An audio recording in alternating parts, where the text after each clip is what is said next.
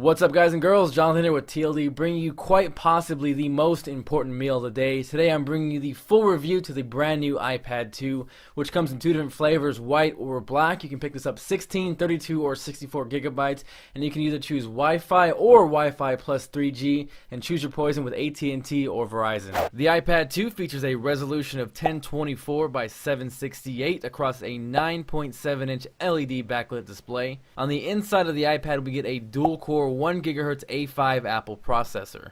Now, along with the new dual-core CPU, we get dual-core graphics processing. Apple claims this to be 9 times faster. According to benchmarks, it's actually about 6 times faster than the previous iteration of the iPad. The biggest thing here, though, it's actually almost 4 times faster than the new Motorola Zoom. Very impressive nonetheless. The iPad 2 is insanely thin, coming in at 0.34 inches thick, weighs under 1.5 pounds, and is actually thinner than the iPhone 4. On the bottom of the iPad, you get your traditional Apple 30-pin dock connector, and to the left of that is the much improved speaker. You don't get so much of a volume increase, but it definitely is clearer. From left to right, we get the 3.5mm headphone jack, the built-in microphone, the rear-facing HD camera, which shoots at 720p, 30 frames per second. Just above that is the wake sleep button, and to the right of that is the mute button, alongside with the volume rockers up and down. On the front of the iPad, we get the front-facing VGA quality camera, which you're going to use for FaceTime video chat or photo booth, which will open up right now so you guys can get an example of how it works. The camera isn't great by any means. Don't expect it to replace your Canon or your Nikon, but photo booth is actually a lot of fun. You guys can see me looking like a goofball right here. Oh yeah. You can also look like the YouTube sensation Beaner Kiki 199.52. Now that we've seen some of the pictures, let's go ahead and check out the video quality. Right now we're filming off the front-facing VGA camera in landscape mode using the built-in internal mic. Got a little bit of wind going in the background so you guys can see how that picks that up. Let's go ahead and move it to portrait. And this is kind of an idea of how to look and sound kind of in a FaceTime environment. Let's go ahead and jump over to the rear-facing HD camera.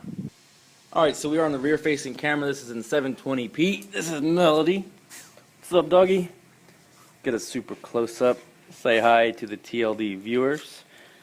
You're going to be watched on YouTube. Bless you. So we are shooting 720p, 30 frames per second. Like I mentioned, if you have a good lighting situation, it's going to look pretty decent. To be honest, the camera's kind of stuck in low light, but if you have good lighting, like I said, it's going to look pretty good. Alongside the HD camera comes iMovie for the iPad. This is a $5 paid application, totally worth the money though, very nicely laid out. What you're seeing right now is footage from Matt's Macintosh. He actually used nothing but the iPad's camera and iMovie for the iPad to create one of his reviews. I will post a link to check out that video, as well as his channel. He puts out some great content. Next up is GarageBand for the iPad. This is also a $5 application, but it's a lot of fun. It's also a 8-track multi-track recorder, so you can see how easy it is to adjust levels on the fly.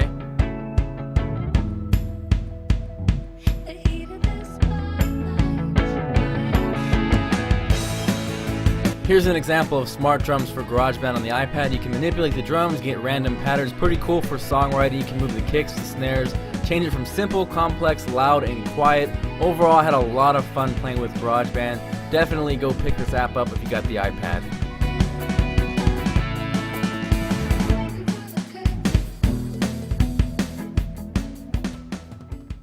The iPad 2 ships with iOS 4.3. Here's a quick snippet of multitasking, how easy it is to adjust brightness on the fly. Alongside the improved graphics on the iPad 2, you get a 3-axis gyroscope with an accelerometer, so gaming is absolutely awesome on the iPad 2, and there's tons and tons of apps in the App Store. One of the best parts about owning an iPad. Here's a quick example of smart covers for the iPad. I think they're awesome. They snap on via magnets. You can wake and turn off your iPad just by closing the cover. Overall, I'd say the iPad 2 is definitely a worthy upgrade if you own the iPad 1. I wouldn't necessarily go run out and sell your iPad to go get this one unless you really look forward to the front-facing or the rear-facing cameras for FaceTime, or you do a lot of gaming because the graphics has definitely improved. The iPad is super light. It feels really good in your hands. You can pick this up in white or black. I would personally recommend it. Really enjoying the iPad 2 so far. Thanks for watching this review. Feel free to subscribe if you haven't already. Make sure to check out a few different videos covering the iPad, the unboxing if you missed that, and I'll catch you guys later.